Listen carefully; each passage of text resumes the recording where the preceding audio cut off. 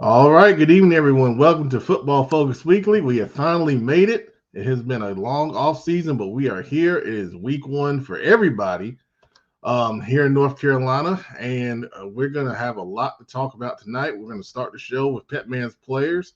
It'll be a very fast segment of Pepman's players because we got so much to do. We're going to introduce a new guest coming onto the panel right after Pepman's players.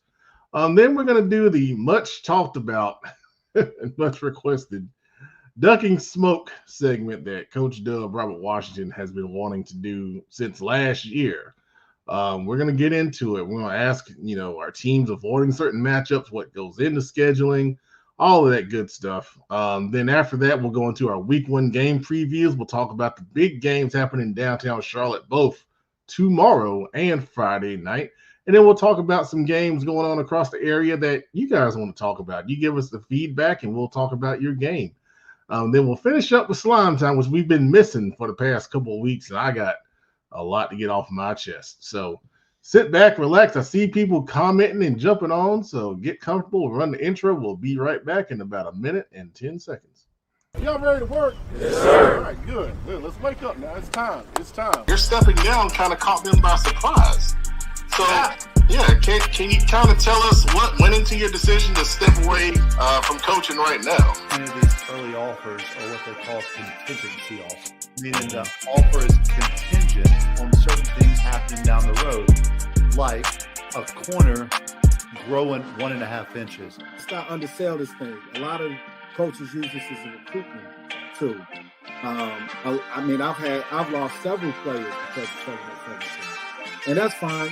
Kids choose where they want to go. But at the same time, that wasn't the intent of doing 717.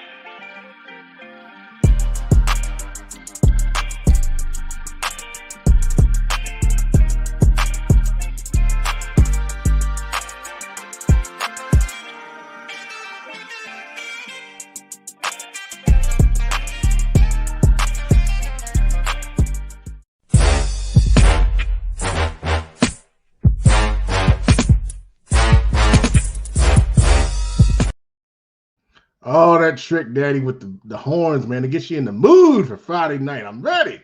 I hope you guys are. Let's see who's here. We've got our Dudley guys here. Good to see you, man. Jason McRory, longtime fan. Good to see you, buddy. Kim Watts is here. Oh, yeah, you're third tonight, Kim. You're slipping. We got to do better. And then, of course, our favorite Karen Belk. She is ready. I know she's ready us to talk about those Big Eye Patriots. We're going to get to that in a few minutes. Also here is the JV defense coordinator for the Independence Patriots, Adam Big Eye Shelby Weber. What's up, pal? What's up, baby? Y'all got a JV game? No. Okay. I ain't think about that, but not no short week like this, man. All right, good deal. Like I told you in text, I thought you did a really good job in the jamboree. It's hard to coach against tempo, especially in a JV jamboree. Yeah. That's tough. It was fun though, man. It was fun getting out there with the guys, man. That was really their first kind of live action with no coaches standing behind them. So it was great to see the boys fly around. We got to see a lot of good things from a lot of different people that showed us we got some depth in certain areas, man. But it was fun to see, man. Just seeing them getting the chance, be in the spotlight for a little bit. Absolutely. All right. Also with us is the offensive coordinator at Walkertown, Coach Ian Tatum. What's going on, Pep? How you doing? What's going on? Coach Tatum? Hey, man. Like Spurrier said, summertime's talking season. Time to trap it up now, man. Yes, sir. Time Absolutely. To trap it up now. Excited. Glad to be here. Absolutely. Who you guys got Friday? We play Atkins right here in Winston-Salem. Yeah. I know Coach Barringer. Yep. Yeah, good deal. All right. That'll be a good one. All right. Also with us, the head coach at Mountain Island Charter, Robert Washington, a.k.a. Coach Dub. What's going on, fellas? How you doing, man? Man, I'm good.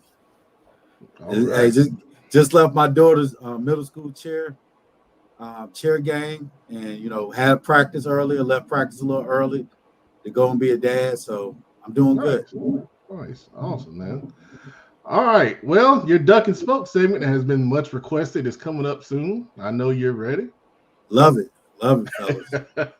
Hey, we need to tell them D boys. Hey, stay tuned. We got some questions to ask. We just well, he's here. He's ready. So I'll put you guys in the background because we're gonna do Pepman's Players. Start off the show. Pepman's Players has no sponsor yet. It has been sponsored the past 2 years, so I am imploring businesses. When we cut this out and we put it out on social media, this segment brings in so many likes, shares. The analytics go crazy on Pepman's Players. So if you are interested in sponsoring this segment or the show itself, please reach out to me. It is a great opportunity for branding, and you are seeing your name and your logo potentially in the homes of many high school football players and their parents and extended family, because they really like to, see their loved ones highlighted. So anyway, I went to 2 jamborees on Friday. These players stood out to me. I wrote about these guys on Prep Red Zone, but I wanted to talk about it as well briefly. Julian Platt, linebacker from Rocky River, seen right here, was all over the field in their jamboree against Ben L. Smith. Micah Bright, a defensive back at Coxville, had an interception in the first series against Myers Park. He's a really athletic kid that's doing well. Mariangelo Skanes scored a touchdown on a quick screen for the Myers Park Mustangs to get them going in that same jamboree. Elijah Barber for Myers Park also had a impressive pick six touchdown off an interception. He did a great job reading the route and jumping it and going to score. Jarrell Boulder, the highly recruited young man from Forest Hills, committed to NC State, had 2 catches and 2 touchdowns in their big jamboree over Valentine Ridge. Ryshawn Elmore, he's the leading receiver returning for Porter Ridge. 6'2", ran some great routes, caught the ball well, 2 touchdowns in their jamboree against North Met. Those passes came from quarterback Keenan Sullivan. 2027 kid, 6'1", 190. They tell me he's the backup. He looked like a starter to me. So I'm very excited to see how he progresses. Linebacker Ryan Haley, middle linebacker at North Met, did a good job shutting down the inside run game against Porter Ridge. Haynes Robitzer, new offense at Lake Norman, spread offense. He got the ball out quick, really good technique, looked good. And then wide receiver Xavier Burnett for J.M. Robinson had a couple nice catch and run plays in their jamboree against Lake Norman. Now, private schools started last week in their first official game. And we got to shout out David Sanders. It was a big decision he made last week, committing to Tennessee on Saturday. Very happy for that young man and happy for his family. He was very emotional during the announcement. And he's, incredible. Great left tackle for Providence Day. Zed Lott, the quarterback at Providence Day, threw for over 400 yards, 5 touchdowns, and had a rushing touchdown in their victory. Also, Caleb Cooper stood out. Shea Quan covered that game. He's the one that got this picture of David Sanders and many other good ones that we posted on social media. He said Caleb Cooper was really impressive. He's a sophomore, 76 yards rushing, 6 tackles, and a forced fumble in that same victory. Anthony Hawkins, who we've talked about, we had him at our CFI camps before. Good start to his season, 124 rushing yards and 2 touchdowns in their win. Troy Logan, Charlotte Latin quarterback, 19 completions for 270 yards, 2 touchdowns in their victory. Braylon Clark, standout freshman, true freshman. Wide receiver at Country Day. They had a win over Savannah Country Day, 22-21. He had 6 catches for 104 yards, already offered by Florida State. That's going to be a name you get to hear a lot. Caleb Ford, running back at Cardinal Newman out of South Carolina. They played Cannon School. They won the game. Nobody really talked about it because Cardinal Newman's down near Columbia in South Carolina. He had 34 carries for 404 yards and 3 touchdowns. Incredible numbers for week 1. And then Tucker Collins, linebacker at Covenant Day, shouted him out when we were doing the Charlotte previews show 2 weeks ago. He had 15 total tackles in their victory over Covenant Day. So congrats to all those young men for doing a great job. Really, really good stuff. And once again, if you do a great job on the field on Thursday or Friday night, I will accept JV players this year. I want to shout out you young guys too. JV players or varsity players, you have a great game. Send me your stats. Tag me in your highlights, either one. And you can be featured here on this segment on Pepman's Players every Wednesday night here on Football Focus Weekly throughout the season. So good job, guys. All right, now I am excited to bring on a new regular panelist to the show. We always have people who want to come on the show, be a part of the show. Sometimes they're guests, and then every now and then we can add, someone permanent to the show, like we did last year with Friday Night Fowler. Now we know Friday Night Fowler is gone, so always open to bringing someone else on. And I would like to introduce Coach David Davis to the show. Coach, how you doing? I'm good, man. What's going on? Oh, man, I'm glad that we were able to work this out and have you be a part of us this season, man. More pleasure's all mine, man. Anytime I get a chance to talk football, talk about the young guys, and hopefully there's some parents out there listening and we can give them some good advice about, being the bumpers in the bowling lane, so the kids don't go in the gutter, so to speak. I'm there for that too. I just hope the parents are thick-skinned when I give them that advice. Okay. All right. Well, that's what we like on this show. So, first of all, let's talk about you a little bit, man. You're a former college and NFL football player. Let's talk about that experience. Man, that's way back. My freshman year, I played at NC State. Okay. Monty Kiffin was the head coach, rest in peace. And Pete Carroll actually signed me. He was a DB coach, but he was a Western North Carolina recruiter. Okay. But Pete Carroll signed me, and it's based on I was going to either go to Clemson or NC State. I like Mike Quick because he was a senior that year and leaving. And I like Perry Tuttle, of course, because he was a senior that year. And Coach Kiffin told me if I came in and worked hard, I'd start as a freshman. Okay. I went to RS Central High School up in Rutherford in Spindale, North Carolina, in Western North Carolina. Oh, and I went in to work hard, and sure enough, I started all 11 games at NC State as a freshman, caught the first touchdown of the year for the team, made all ACC freshman team, and that spring they got fired. So instead of sitting out a year, I went to a junior college in California, Taft College. We won a national championship out there, and I made All-American and narrowed my choices down to Baylor and Miami in Florida. And I made a verbal commitment to Miami after my visit, even though it took me 2 weeks to get over that visit because I'm in Spindale, North Carolina, and Michael Irwin's my host, so you can imagine how that went. And then Bernie, before we actually signed a date, Bernie Kosar was the quarterback. He graduated early and went pro. Coach Johnson, Jimmy Johnson, never mentioned the backup quarterback, and I made a choice to go to Baylor University, Southwest Conference, Grant Tabb. We had a great team down there, 9-3 both years, won 2 bowl games. Wonderful experience. Baylor University is a great college. I averaged 19.5 or 6 a catch that year. Nice. And I was lucky enough to be signed on with the Houston Oilers in their camp. And I stayed with them for a year and a half on the developmental squad and the practice squad. Had a knee operation, came to Charlotte. I was actually playing pro-am basketball in my rehab here at Queens College in the Oven. And somebody said that there was an assistant basketball job open at East Meck. And I called the coach, and he hired me as assistant because my background in basketball, of course, RS Central back in the 80s ran the state of North Carolina in basketball. Having gone 32-0 and winning the state. Then that was my sophomore year. Junior year, we lost in the state championship game to Durham Jordan. We were 27-5. So we've always had a great history at RS Central. So I got in an assistant football coach at East Meck too.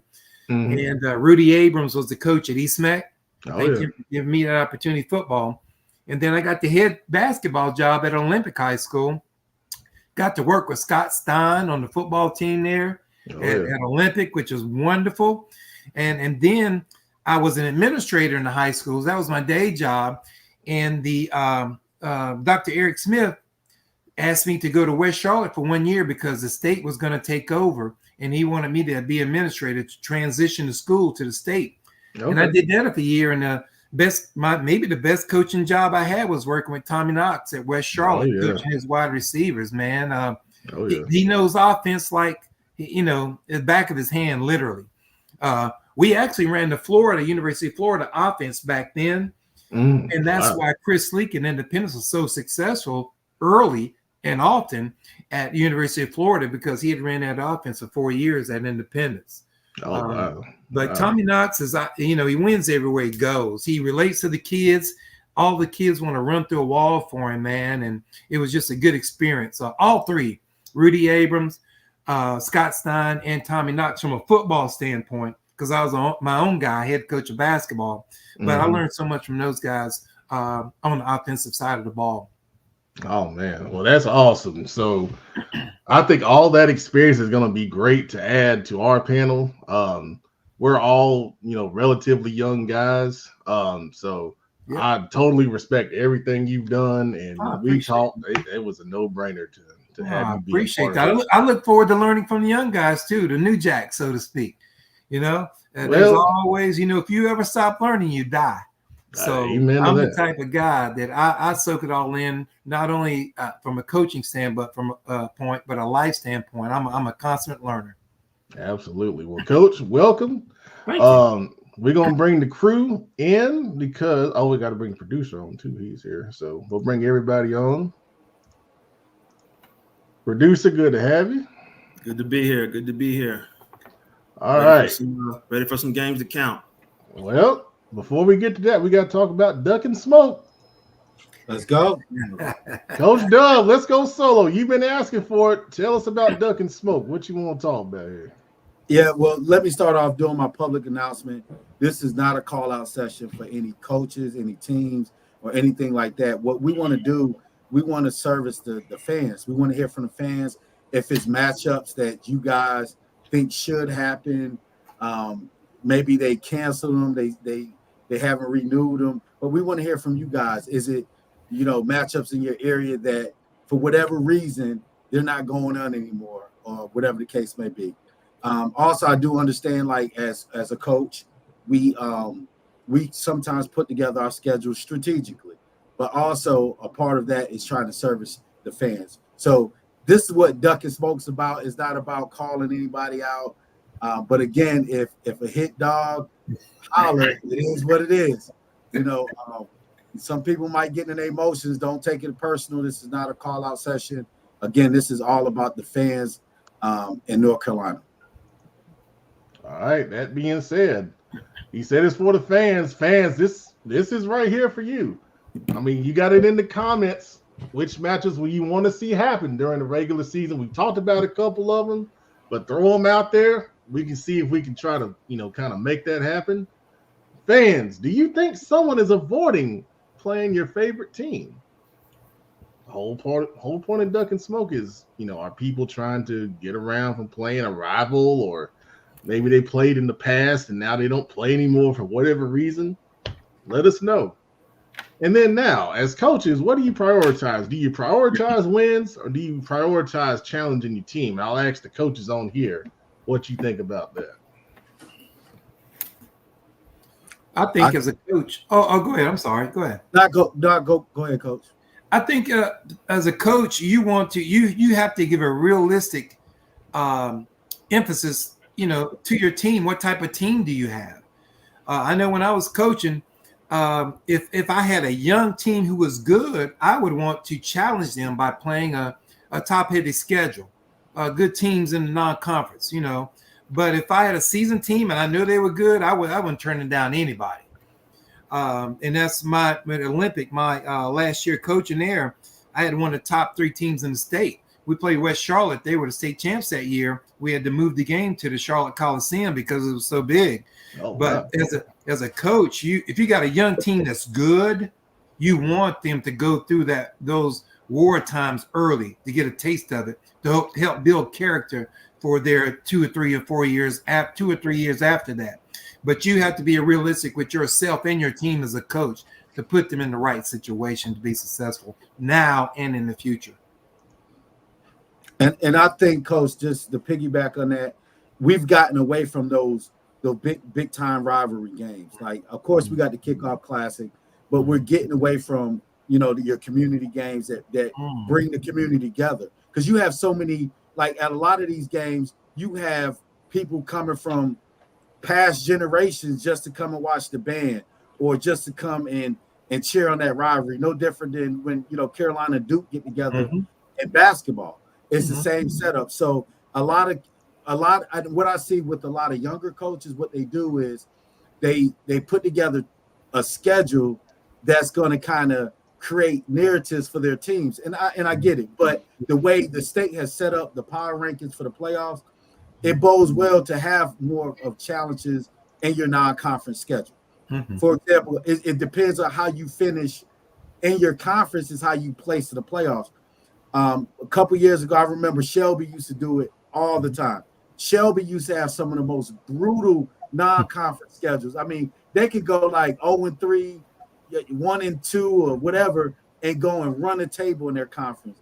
And those teams bode well in the playoffs. So, a lot of times I see coaches maybe that's getting in the game that's looking for the next job.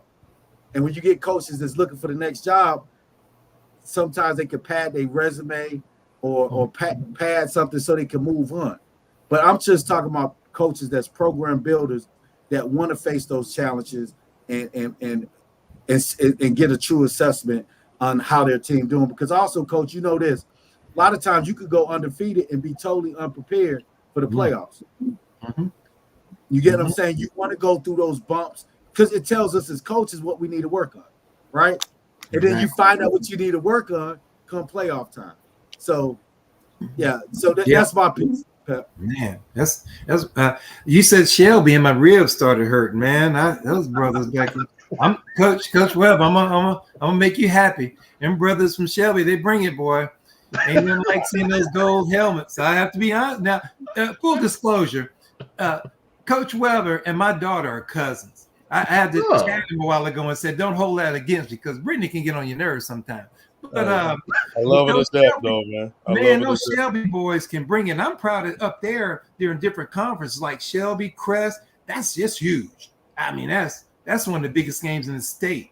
You know what I mean? But they don't back away from each other no matter what. We had a big brouhaha about, Crest backing out of the Gaffney game this year for whatever reason. And you guys can talk more about that. But I'm with Coach about the neighborhood games. Back in the day, it used to be West Charlotte and Harding. Those games like that, people would cook out. It was tailgating. It was a community game. People from 1963, the homecoming queen, would walk across the field with their sash on, things like that. Great pride and traditions. But sometimes, now, I hate to say it, but safety comes into play too. Some of those games have been canceled because of safety issues a lot of times. But I don't know about coaches running from it, but coaches will pad their stats, man, not looking out for their team, but looking out for self. And that's not a good thing. So in the comments here, our Dudley guy says Grimsley is ducking smoke. We need to hear from some Grimsley fans because we have heard Dudley piece, and that game was one of the games that baffled me when we started talking about this segment was why wasn't Grimsley and Dudley playing, especially when both of those teams are like pretty much the upper echelon in the entire state, regardless of classification. Those games, those type of games is the games that because they're not going to see each other in the playoffs. All it would do, those teams will help each other prepare for tougher matchups. And guess what? Most importantly, Coach Davis, this, it makes a great gate. That should be the number one priority is bringing funds into your school. So if I'll give you an example. A couple years ago, we played Stuart Kramer. Hey, that was a great gate. We turned the great gate. They turned the great gate. We did a home and home. Even our JV was almost sold out. So you want to make sure you're getting great gates because when you make great gates, guess who that benefits? The kids. You're right. And I think go ahead. I think now I don't even really think now is so much on the coaches. I guess with speaking Grimsley and Dudley, because now it's like both teams are to the point now where when you schedule contracts with people, some of them contracts be 4 years. You know what I'm saying? And some people, you see how the game goes. Some people can drop you, or I don't know the rules of like some people. You got to pay to drop games. A lot of people don't understand. They could only schedule down. They could only do 2-year contracts. Yeah. So only do 2-year contracts. But see, then sometimes it's like, I think with them too, it's like, I mean, I don't think it's Grimsley coaches or I don't think it's Dudley coaches. I mean, I don't know, because I think the coaches will want the game. I think it's about if they can actually have the game, because now with how the stuff go now, like you're looking at RPI. But I would say Dudley's going to make the playoffs every year that they're good. But your RPI, you go in there and say you play Reedsville or you play Dudley for 2 of your 4 non-conference games, really you're not going to get credit for those wins. You know what I mean? You'll get credit for the wins and, I beat them, but your RPI is not going to be at the top of the state when you start playing. So I think that's what a lot of coaches are starting to look at now. But like it's so many games that because you with the RPI, you're not only getting credit for the team you're playing, you also getting credit for their opponents. So if you're playing a Dudley, if you're playing a Grimsley, they play some high-powered teams. So a loss to any of those teams would be better than a game against an opponent that a non-conference opponent with a poor record and a poor schedule. So I think the state did a good job of an incentive in there by doing that to encourage these programs from not ducking smoke. To say, hey, you know what? It hurts us nothing to go in and lose to a high-powered team. It's nothing but benefits because, one, you can keep your team ego in check. You get what I'm saying? You keep them humble and hungry. That keeps them hungry. If you leave, and then remember, most of your non-conferences in the beginning of the season where you got to work on stuff anyway.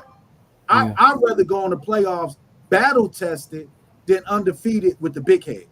That never goes well. And because you was a lot of those Shelby teams that was scheduling those tough non-conference games. Do you want to talk about how that got y'all prepared for when y'all did roll y'all conference? I mean, when I was in school, our schedule was a little different. So we did play a lot of so I remember my sophomore year, we started out with we played Lincolnton when they had that good running back. Lincolnton was like one of the top teams in the state. Then we'll play A.L. Brown, 4A out of Kannapolis. We'll play Freedom. Freedom at the time was a 3A, maybe 4A school. And then it was one more team. Then I know we dropped somebody. Then we started playing AC Reynolds. So I remember my senior year, once everything started changing, I mean, we played AC Reynolds. I always played AC Reynolds. We played it was a blue school too. They be having the trap meets there. We played Polk for some reason. So we played Polk County. Polk County wanted to double back after we met each other in the playoffs. So they called and said, let's play each other again.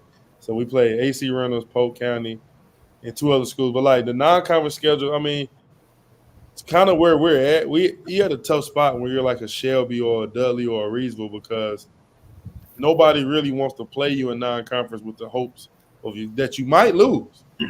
You know what I'm saying?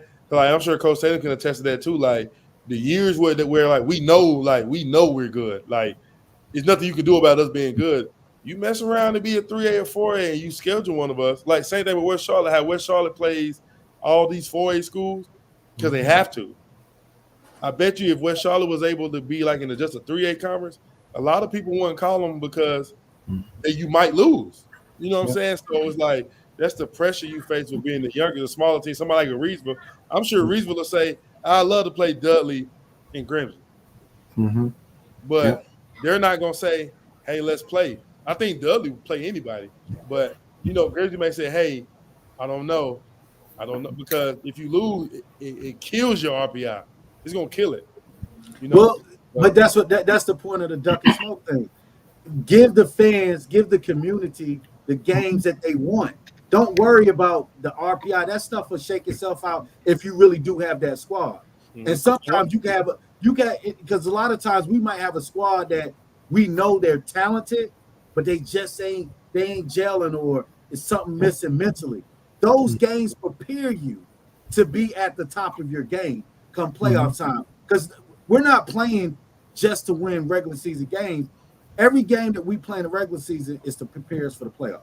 Yeah. I think too a big reason. I'm sorry, Adam. Go ahead. I'm sorry. You go ahead. I think a big reason too that's not thought about. A lot of these coaches may not be from those schools, didn't grow up in that environment, so they don't realize the tradition part of the games that they're turning down. Like if up at where I'm from, if I was a coach and I was RS Central, I would want to play East Rutherford every year because that's our rivals if we weren't in the same conference. But a lot of those coaches coaching these teams now didn't go to school there. You know, they haven't experienced those games every year where it was packed house, talked about the barbershop, neighborhood. The kids played harder against kids they, grew up the street from if they went to a different school. A lot of these head coaches now may not be at schools they grew up in, and they don't understand that tradition game or neighborhood game and how much it means to kids. Because if you're playing 1 or 2 or 3, you remember them for the rest of your lives. And Coach, I want to ask a question. How much is that on like the administration, the fans? Because this was the point of Duck and Smoke, is to get the fans to be able to speak on that stuff. So how much of that is administration? Because when you take a job, and I would hope to think this, when you take a head coaching job, you got people who fill you in on the tone and an environment of, the culture of your particular school. Yep. And that's big because an administrator might ask a coach before hiring him, hey, what do you know about when we play, our schedule, when we play a certain school? He may say, I've heard about it a lot, but hearing about it, watching on news, reading about it is not the same as actually playing in it. And sometimes schools will settle for a particular coach who may not have went there. Politics come into play, his brother-in-law, whatever. But then again, that new coach, it does play into it. To give you a short answer, that administration, if I was principal and I was an administrator, I would want a coach who has actually played in that game. I don't care if they used to go in high school at that other school and they coach for me now. They still understand that importance of that game against each other. The gate, that's going to be a big gate for everybody. Concession stands, tickets for everybody. And administration has to figure that in when they do hire their coaches for sure. That's a great point. All right. So from the crowd here, we got a couple. So Kareem says Mallard Creek versus Butler. That used to be from what I'm hearing, I know one of the coaches I coached with, he played at Mallard Creek at the time when they won the three in a row championships. He said they used to always play Butler in the playoffs. He said they played Butler all the time. Yeah, they did. And I will tell you, I will say one thing I do respect about Charlotte football since I've been here 2 years. Whoever was the best or whoever felt like they were the best, they always played them. At least out of their 3 or 4 year run, like you seen it when Mallard Creek was on their run, or even when let's start back in 2000s when Independence was on their run. They played everybody in CMS that wanted to play. Then you pretty much play everybody you want to play. You see Mallard Creek had they run. Even now, Mallard Creek still play whoever they feel like they had a chance to step up and play them, they play them. Chambers even did that with their non-conference schedule, playing people they felt like, okay, you say you from Charlotte, you think you better than me, we're going to see each other in the playoffs or we're going to see each other in the regular season. And you do it. Independence now. We played Mallard Creek, playing West Charlotte. So you see these games where it's like, okay, like everybody's think we nice. Like you see Butler playing Weddington last year, this year. You see games like this, and you're like, okay, well, it happens more. It happens more in Charlotte than it does everywhere else. Yeah, just as proof, Tommy Knox is going to never back down. It's true even today because his teams at Dutch Fork are good. He came up to Mallard Creek and played about 5 years ago at the stadium. It got rained out, but he didn't care. And I know that because my nephew is Trent Simpson, who plays for the Ravens. He went to Mallard Creek. And I coach with Tommy, and I know Tommy's ego is not going to get in the way of playing against any. I mean, he'd play a college team now if he could, to be honest with you. But you're right, Coach. Some of those coaches, man, they're not going to back down.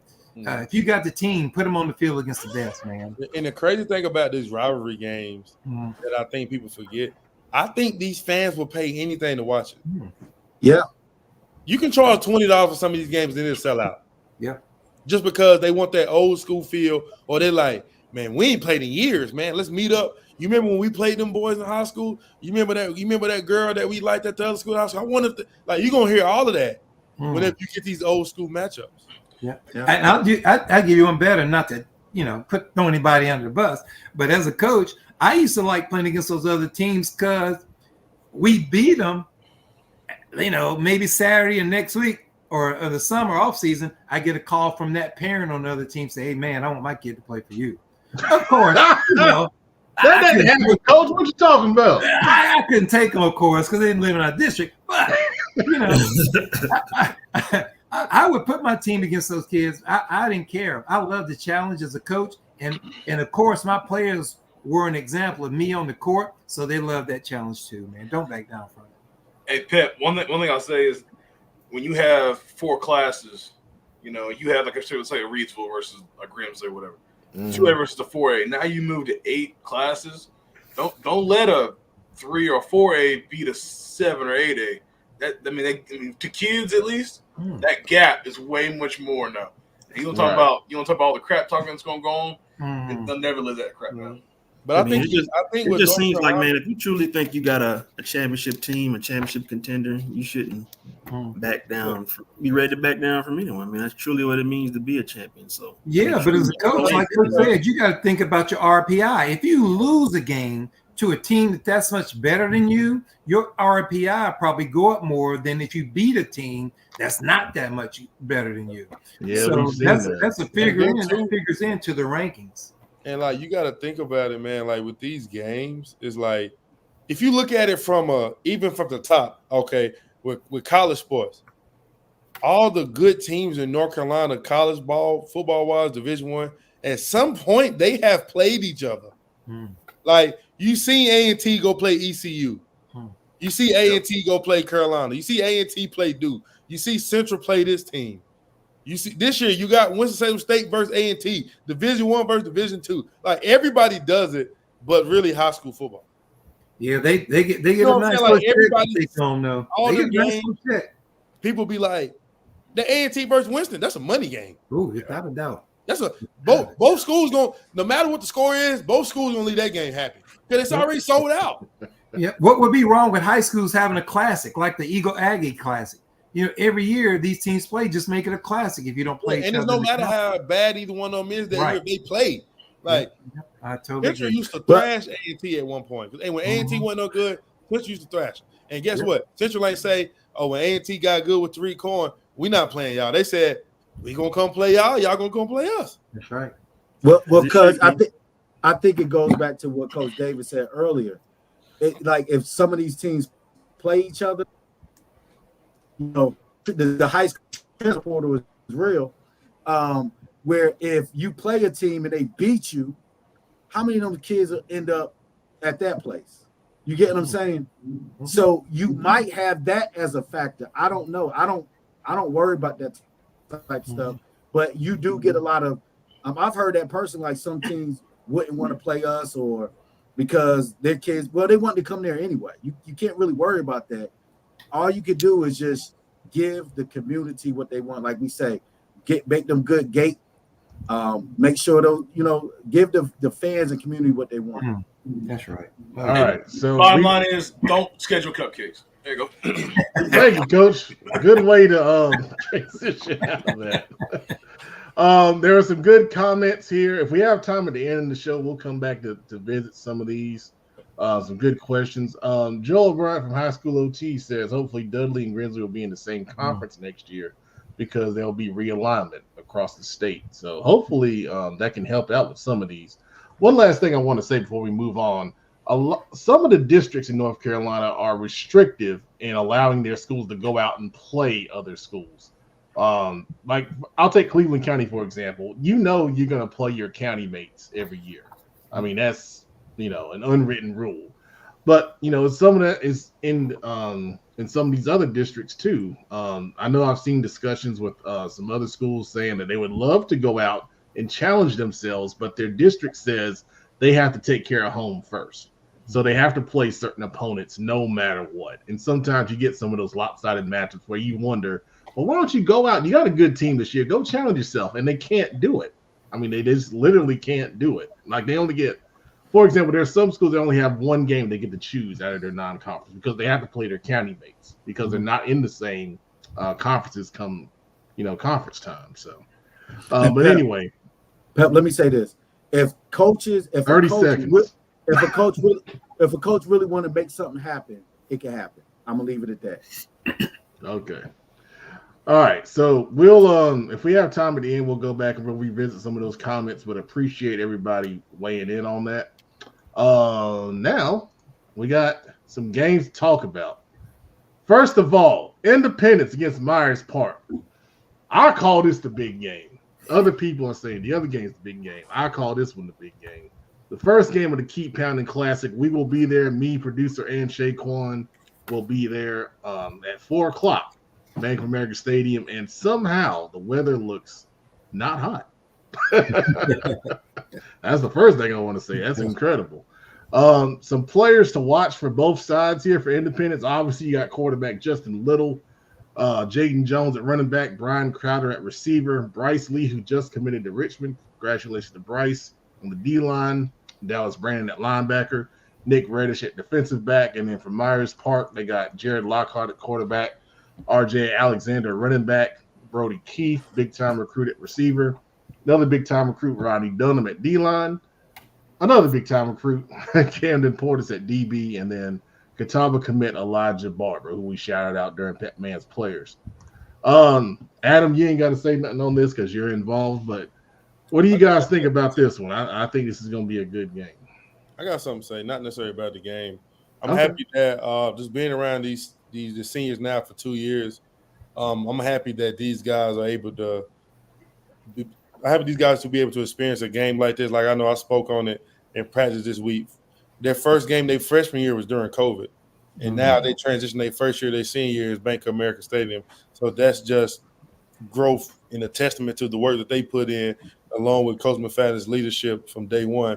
So I'm excited. Me personally, I'm very excited that these seniors on our team and in this program has the opportunity to play in a game like this because a lot of kids on this team have parents or uncles or siblings that played for Independence and they was never awarded this opportunity back in the heyday of Independence. So it's great to see now that these kids a generation later and things like that are able to play a game in Bank of America Stadium.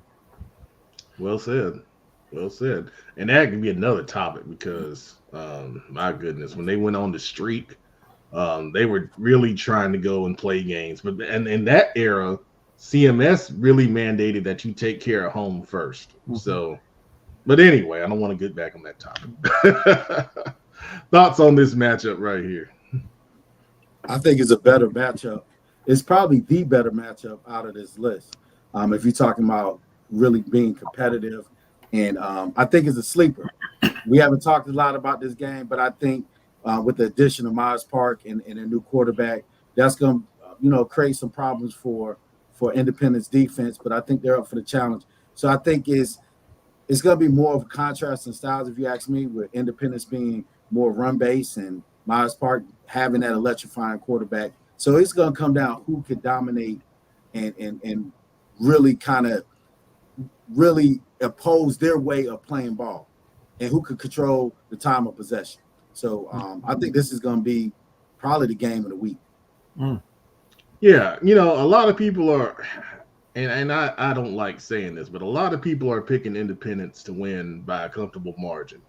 I think this game is going to be won at the line of scrimmage. I saw Myers Park last week. I think their skill talent is really good.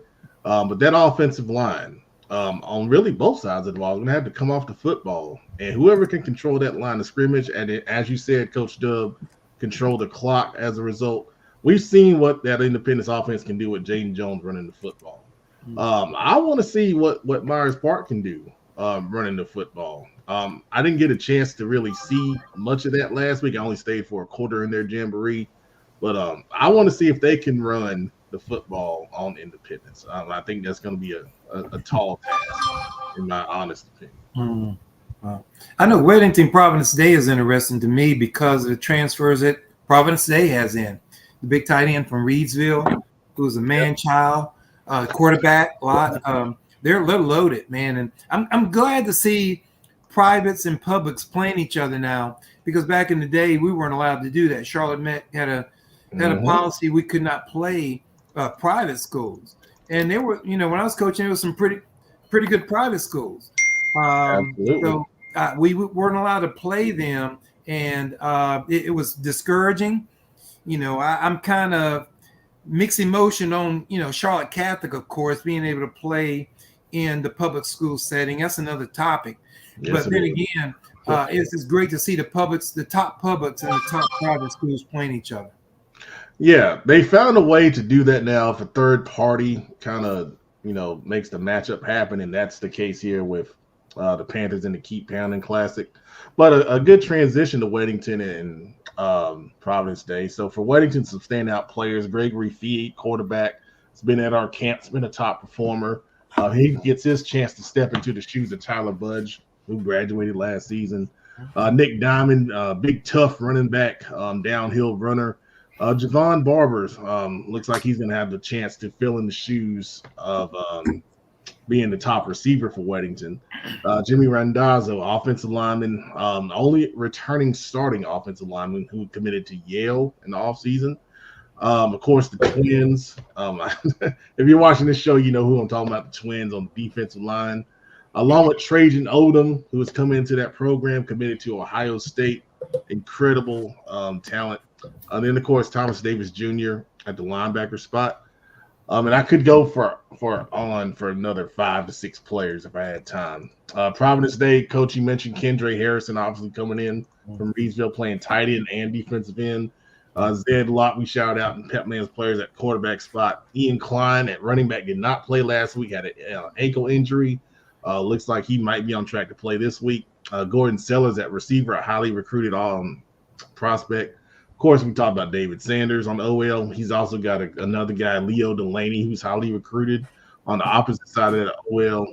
Cairo Skanes, very talented defensive back. And then I want to shout out Quentin McCray at linebacker, because when you look at this game, everyone's talking about, all the Providence Day offensive guys. Everyone's talking about the Weddington defensive guys. Usually in these kind of games, it's the flip side that makes the difference. So I'm looking at the Weddington offense versus the Providence Day defense. And when you start looking at that matchup, we said this last year with Providence Day when they played Northwestern.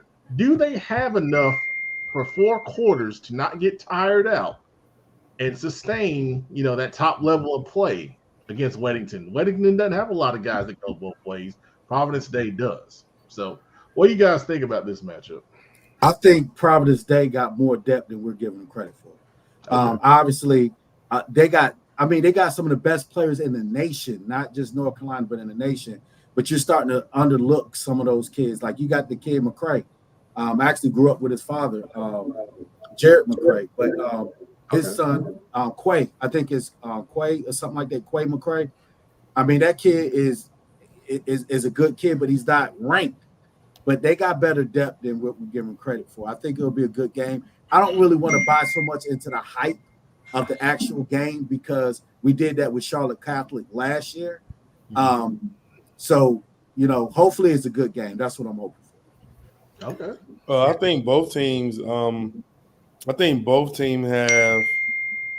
have question marks, not necessarily a question mark in the same position, but I think they both have, like with Weddington's starting a new quarterback this year. Providence Day starting a new quarterback this year. And I think that it's not a question mark about if they can play. I think it's more so I think that whoever skilled players or supporting cast are able to make catches early and make plays early for them quarterbacks to make them comfortable.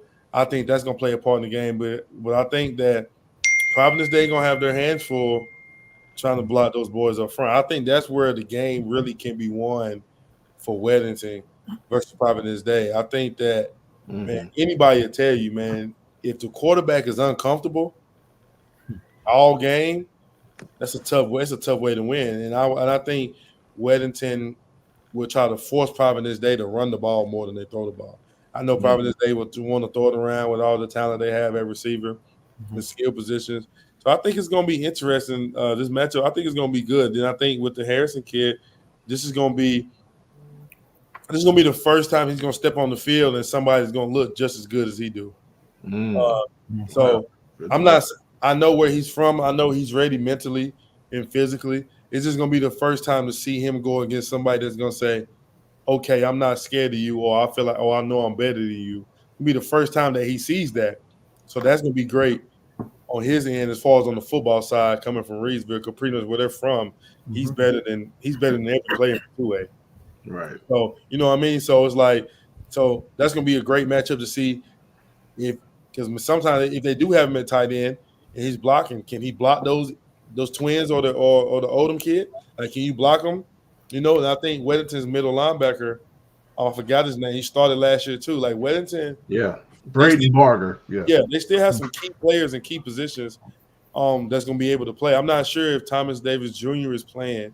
I'm not sure if he's playing or not, but they're going to be ready, man. I think Weddington is prepared to win the game either way, passing or running or defense. Okay. Good stuff. Good stuff in the comments too. So Kareem says Indy drags Myers Park. The Indy running back is the key. We mentioned Jaden Jones. So yeah. And sometimes, when teams are kind of evenly matched like this, it does come down to a numbers game. And at the end of the game, the physicality of the game, do you have people who have enough wind to finish at a high level?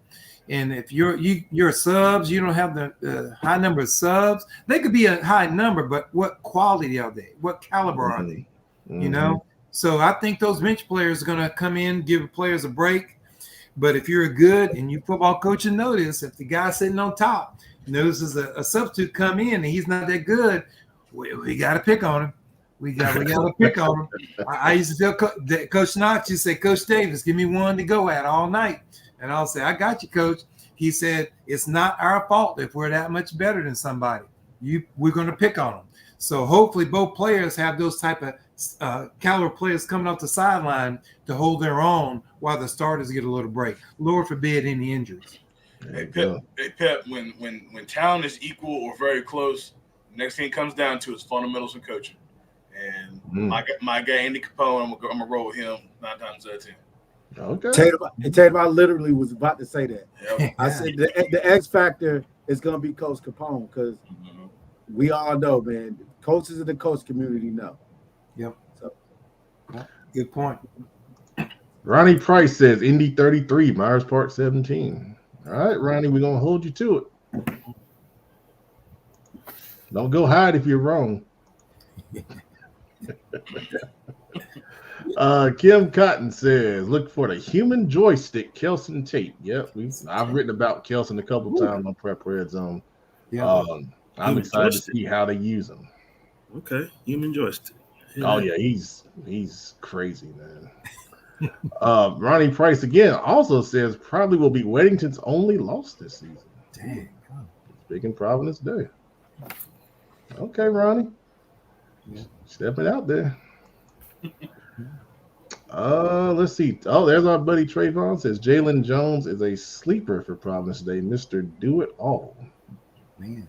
And it's important as a coach to have your team prepared. I don't know if you can, but have your team prepared for a game of this magnitude inside Bank of America Stadium. They may be great players, but sometimes, bright lights can get in kids' way sometimes. I don't know as a coach how you guys would prepare these kids to be playing in, that big of a literally arena to get the best out of them, make sure they're not a deer in the headlights. That's a good point, because some of these teams may not be used to being in this, kind of spotlight. So maybe some teams get their kids there really early, let them walk around, get a depth perception of it. And because I know I didn't even play Memorial. That's how bad we were. Anyway, move on. Let's talk about Huff and Northwestern on Friday night. This is the first game of the CLT kickoff night at Memorial Stadium. This game is at 5:15 p.m. For Northwestern, first of all, quarterback Finley Polk had 3,000 yards passing and 38 touchdowns last season. He's a heck of a player. But a question I have is, we know Turbo. We talked about Turbo a lot. CFI camp legend. Turbo is still in school? No, he's at Boston College now. I'm about to say, goodness gracious. We've been talking about Turbo for years, man. You had a couple of COVID years. Yeah, next year's. Come on, Coach. My question is, who fills Turbo's shoes? You know, because looking at their roster, there are not a lot of clear options there. So interested to see who's going to be at running back. But they got two really good receivers, Jaden Nichols and then Cameron Vance, who was a CFI top receiver at our spring showcase. They got some talented guys on defense. Linebacker Will Massey, I've seen in person. Very athletic young man. They got a linebacker in Tamarian Watkins, who's highly recruited at 6'4", really kind of filling his frame out. And then a defensive lineman in Andre Pickett, who has a couple offers. So Northwestern definitely has some talent. But, of course, on the flip side with Huff, we know about their talent. Quarterback Trey Blakeney, running back / H-back Jason Anciso, offensive lineman Keondae Marsh, DB Samari Matthews, DB Reggie Rayner, defensive lineman Chris Hilliard, Nathaniel Mitchell, Ladarion Mentor, linebacker Eddie Conover, and Aiden Bell. There's many more players I can name for Huff, but those are just some of the few of the standouts. Thoughts on Huff and Northwestern? I think it's going. I'm really interested to see Coach Chachi defense versus the passing offense of Northwestern. I know Chachi, and Chachi's going to scheme up, and he's traditionally for years had some of the superior defensive backs in the entire state. From Van Smith back in, from Mark Fields, you name it. But he always and some of his best defensive backs are the ones you don't hear about, right? So yeah, there were two I didn't mention. Yeah, and they're good. They're good as they get because they're going to be well coached. So it's going to be again. I'm interested to see Northwestern's offense versus Huff defense. That's where it's going to be won at. Well, don't you think they're going to, play him in man and just say, hey, if you that good, come beat us? I don't think the whole game, not with Chai. He won't go man the whole game. But I mean, like you see Coach Brandon saying, I mean, we can't sleep on Coach Baker on the offensive side either. But I still think it's going to come down to that defense versus Northwestern's offense. That's where if Huff can get a couple key stops early, that's going to build momentum for that offense.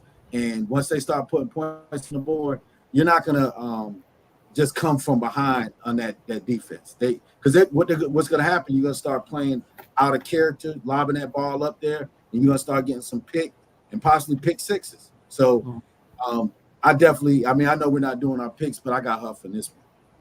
Okay. I mean, if you want to say who you got, you can. I got Huff confidently. Yeah. So just for everyone watching, I have decided that we will not do picks on the show. But if the guys want to do picks, we're going to do them on a graphic if we decide to do them. But if you guys want to pick, I'll post your picks also, fans watching the show. I think another thing for Huff here is their big offensive line. I looked at Northwestern's defensive linemen. They're good, but they're not that big. They're really quick. So I think Huff's offensive line, leaning on those guys for fourth quarters, if they're able to run the ball, it's going to open up so much for their passing game. I didn't talk about the bevy of receivers that the Huskies have also, but as Billups has posted many comments, but I love, and I've said this before, I don't think I've ever said it on the show, but I love what Coach Baker does on offense. It's some of the best stuff that I've seen in the area. He does a lot of shifts, a lot of motions to get matchups and leverage in formations. It is really fun to watch. I think that's one of the things I'm excited to see is how he will play chess against the Northwestern defense. knowing that he has a strong offensive line, a lot of threats at receiver. How are they going to attack that? So that's one of the things I'm really excited to see on Friday. Pep, I love state crossover games. Mm-hmm.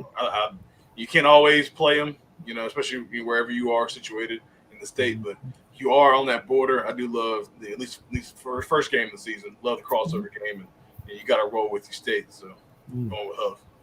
Good call. All right.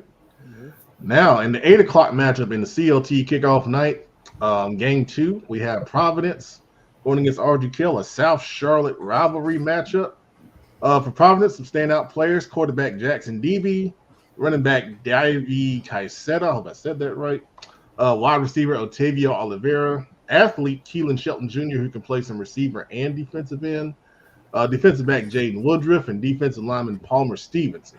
For RGK, quarterback Gavin Adams, wide receiver Ben Kirsch committed to Elon, offensive lineman Brandon Stoner committed to Georgia Southern, linebacker Parker Ludwig, and linebacker Emmanuel Bea. So, thoughts on Providence and RGK?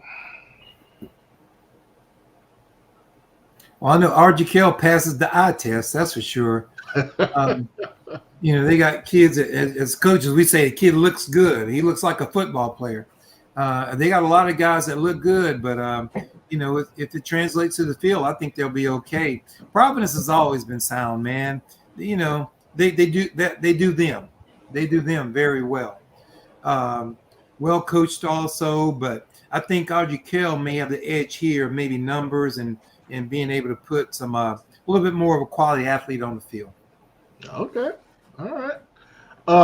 So slime. Okay. First of all, Slime Ball, if you're going to come at us, give me a real name. I mean, I'm not going to argue with somebody named Slime Ball. Yeah, Pep. What the heck, man? There you go. Yeah, Pep. He might have warrants, Pep. Come on, man. Well, he shouldn't be watching this show. He might have warrants. Come on, man. Hey, long as he don't got S at the end of the ball. I'm good. Valid point. That's a valid point. Yeah, that's him. That's right. All right, so for Providence and RGK, this is a highly charged rivalry. Both of these guys have been very excited to play each other. There's been some back and forth talk throughout the offseason. I really want to see who gets off to a fast start.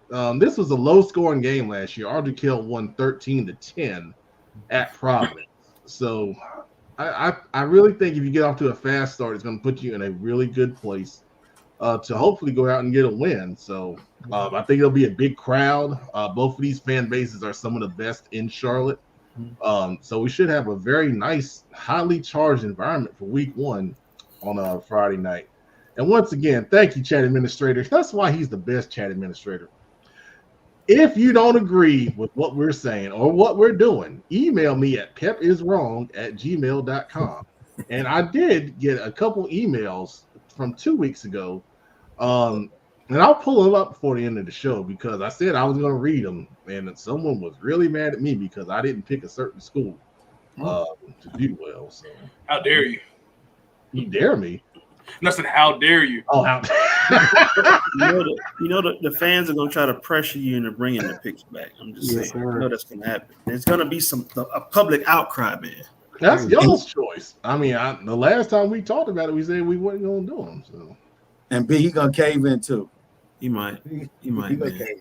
I'm a man for the people. If you guys want to do it, I will do it. He really might, man. All right. Anyway, Kings Mountain and Shelby. I think Big Eye, you might have something to say about this one. Man, if I got to pick a game this week, man, I'm rolling with Shelby, man. I don't think there's no coincidence. I mean, not coincidence, so I don't think that's a shock to anybody. With that, we don't like those guys, and I hope that's been reiterated the whole week. We don't like those guys. We don't really care for those guys. And I think, I think this is going to be a good start to the season for my guys down in Shelby, man. I will be there Friday for that. I'm going to go down and watch that Friday. So, and they got to come to the lines then, baby. So, once we lock them gates, they can't go nowhere. That's gonna be a good one. Man. I think it's always a good game. But I like Shelby, but I ain't gonna put a score out there. But I always like us. Okay, all right, good. I will tell you something about Cleveland County schools.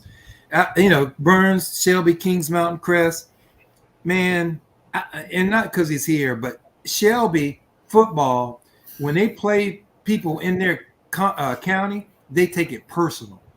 It's not just another football game. They may have the same athletes, or might not be as good, but Shelby players and coaches take county games personal. I mean, really personal. I don't know what the pep talks are in the locker rooms. You know more about that, Coach Adam, but I've seen it. I've been part of it. They just take it more personal than the other schools. Yep. I mean, yeah, man, it's a good one. I think also too. I know with even though we're playing Kings Mountain, also Burns and Crest are playing, I believe, week 1.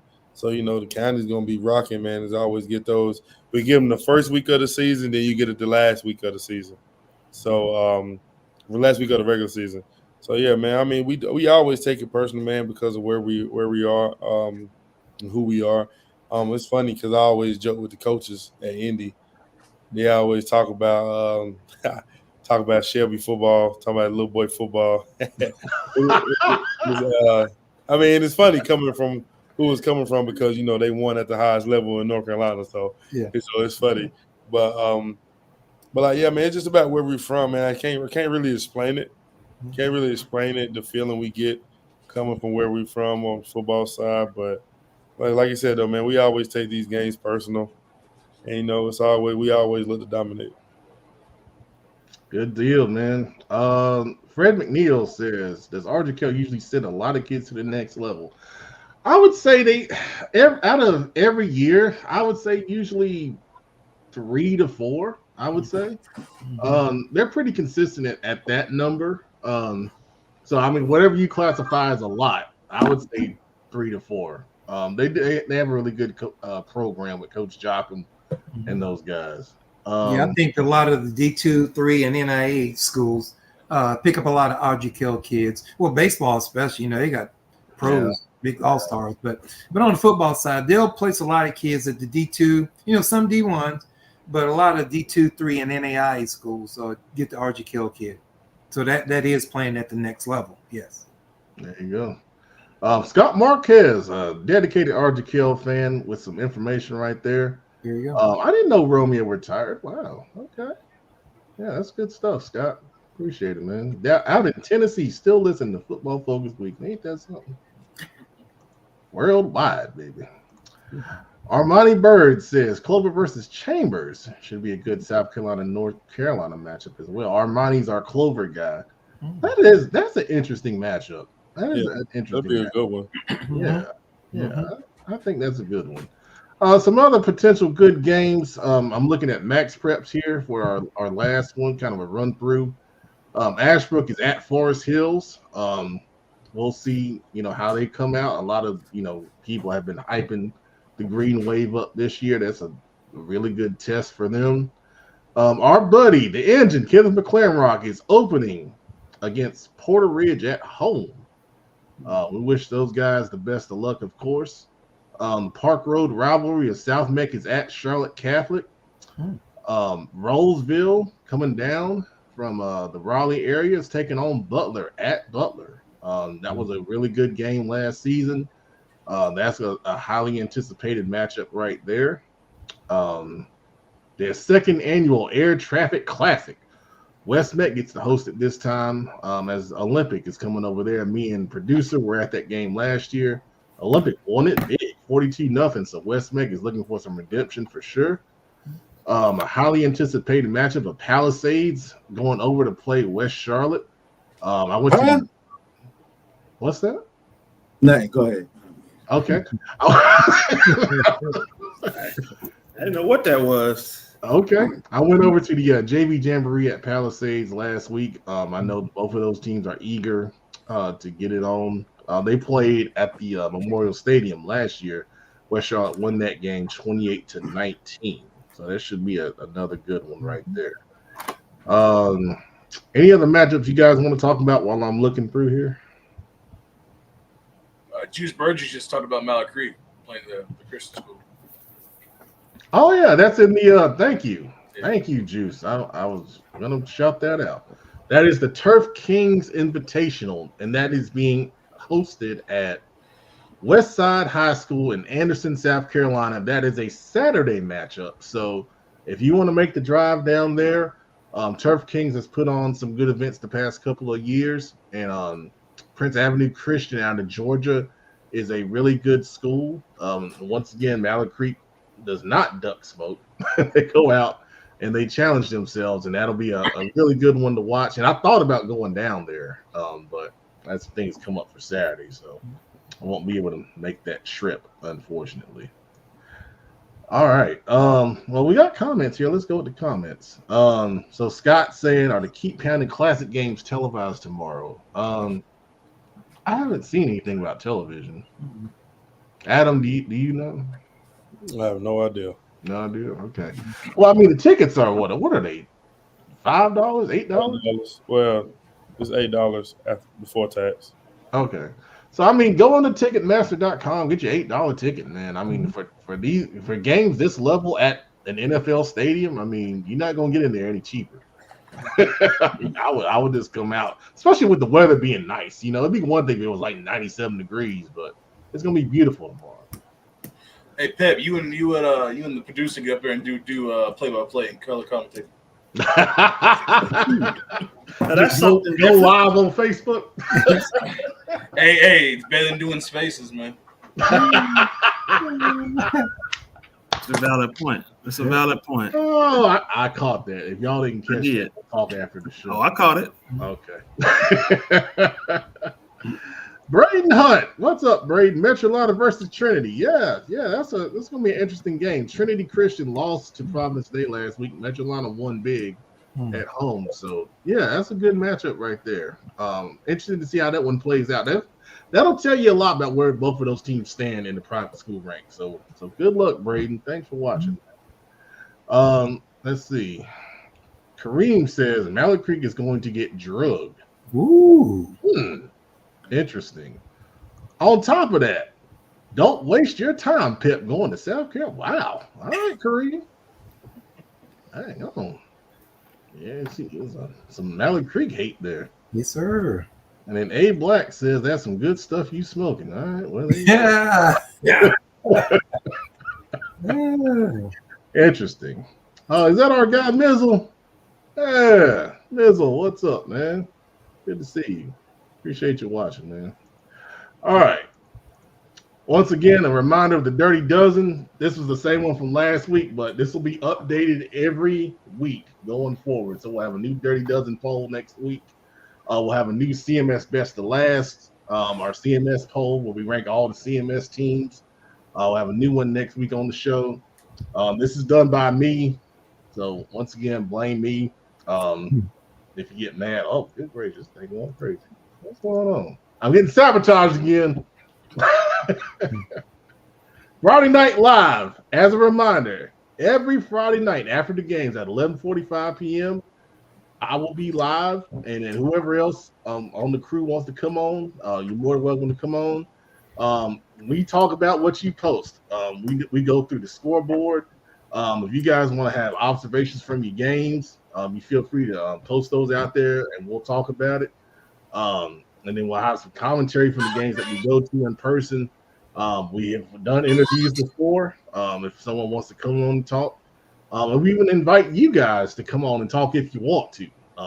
We don't get a lot of people wanting to come on and talk. You guys are scared. But that's starting this Friday, 11:45 p.m. on these same outlets. So Facebook, Twitter, and YouTube. We'll have about a 30-minute post-game show before I do all my stuff on Friday nights. So that being said, it is now that time, and we hadn't done it in a couple weeks, so we got a lot of slime in the bucket we got to get out. It is now slime time. And for Coach Davis, I tried to explain it to you on text, but I'll say it again. Okay. All right. Slime time is when we got something off our chest. We want to get something off our chest, that's happened in regular life. It doesn't have to be sports related. It can be if you want to.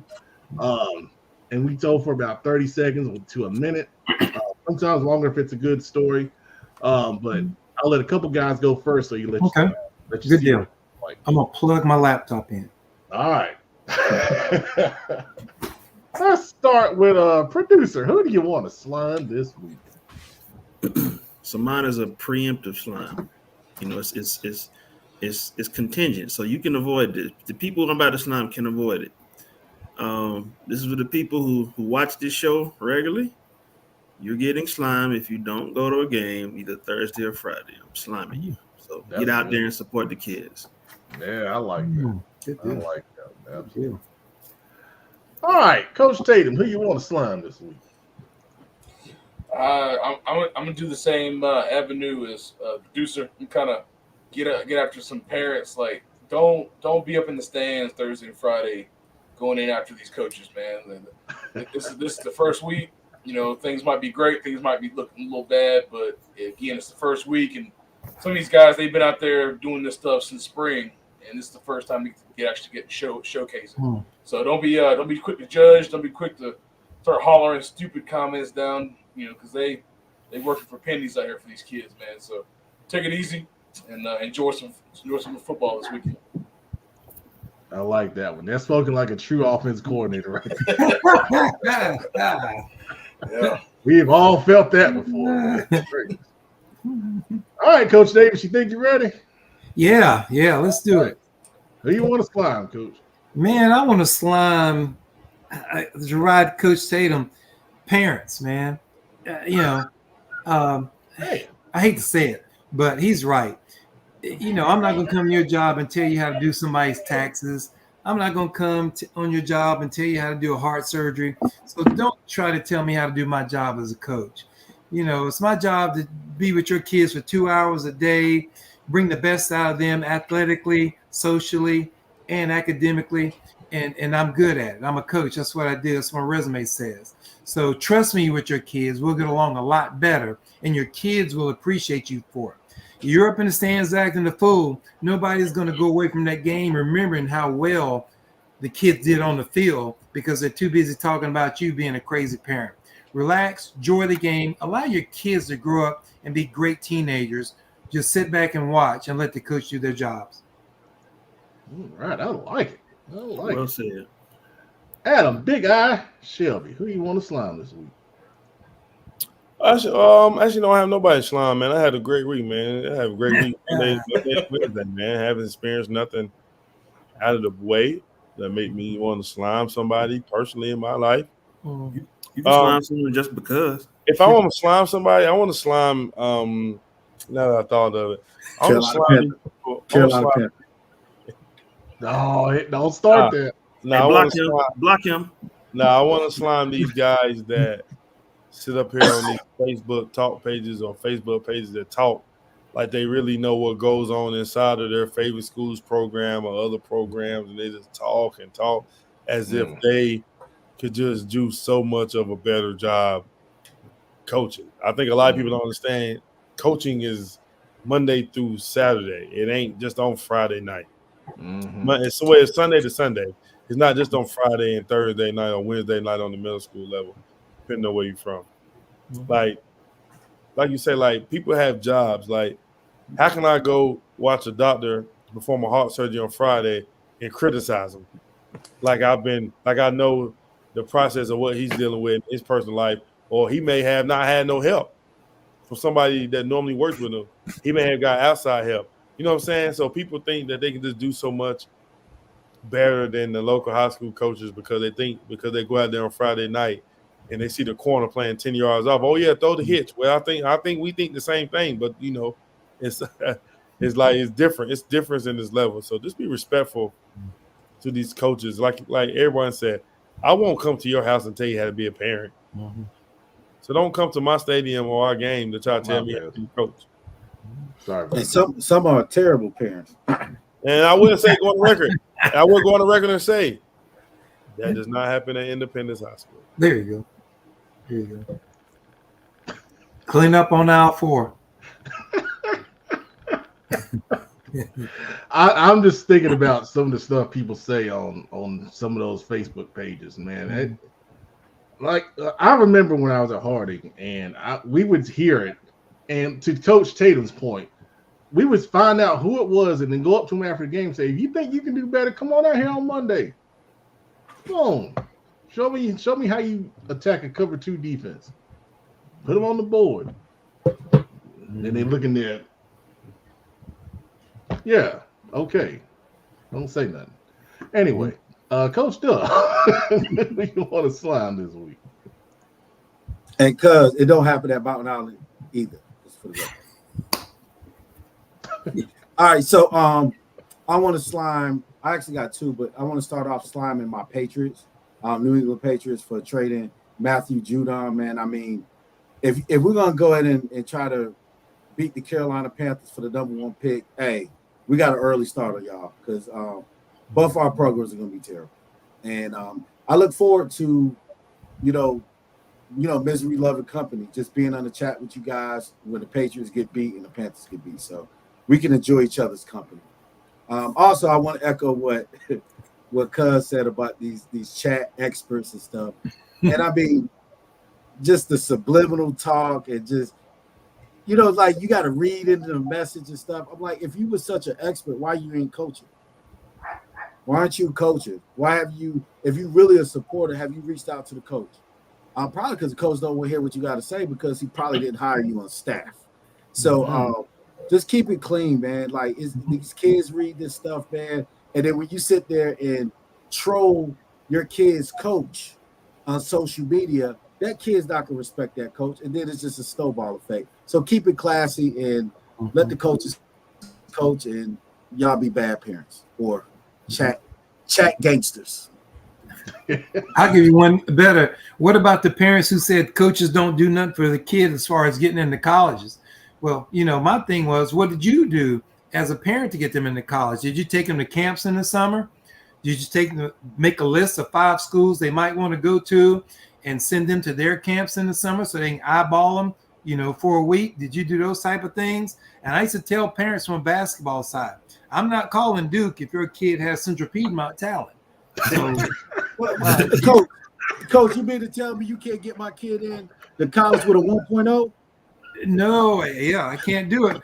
But I heard there's a loophole in junior college or community college. But, you got to, as a coach, you got to set the tone early with your parents and tell them your standards and how you do things. That's what I did every coaching job I had. The parents respected me for that. But there's a lot of things parents can do to get their kids looks on college level. It's just not between, like you said, Friday night game film and stuff. But again, in the summer, take them to camps, like your camps. Take them to the schools, sit down with them and say, hey, what 5 colleges would you like to go to? And set up a time to go to their camps in the summer so the coaches can eyeball them and tell you to your face he's not going to make it. Coach Davis with a double bucket of slime. I'm sorry. I'm first-time caller. I'm sorry. No, man. There's a lot of slime in the bucket. We can get it all out, man. We order a lot. We keep a lot in stock, man. You good. We keep a lot of extra slime. Oh, there you go. I'll do it. Plus, that was a great quote, so that was worth it. Absolutely. Everybody had really good, strong football-related slimes. Mine is not that. I'm going to slime AI order takers. You might ask, what are you talking about? Think about when you go to Bojangles. It is not a person that takes your order anymore. It is the AI system. They ask you, what would you like? I went to Bojangles the other day. We talked about the wings last week. So I ordered, I got the 10-piece barbecue wing combo, which is another slime within a slime. They $20. Advertised it for $14.49 on the sign. I about took a picture. I was going to text it to you, Adam, because you said if they price it at $15, it'd be good. But anyway, it was $16.99. They don't went up in 2 days. I know, man. But anyway, so I told them 10 barbecue wing combo, and it popped up on the screen. 10 barbecue wing combo. I went up there, paid, got my food. I got back to the office, opened the box. Buffalo. I look at the receipt. Buffalo. I said, it said barbecue.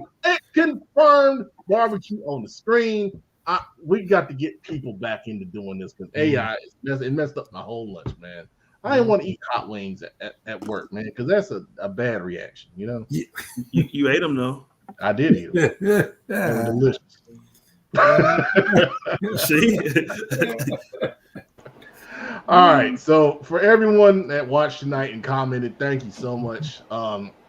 Make sure every week you tune in Wednesday, 8 o'clock for the best high school football show in the Carolinas and beyond, that you can see our faces and not just listen to us. Football Focus Weekly with CFI, Charlotte Football Insiders. Good luck to all the coaches this week, guys, man.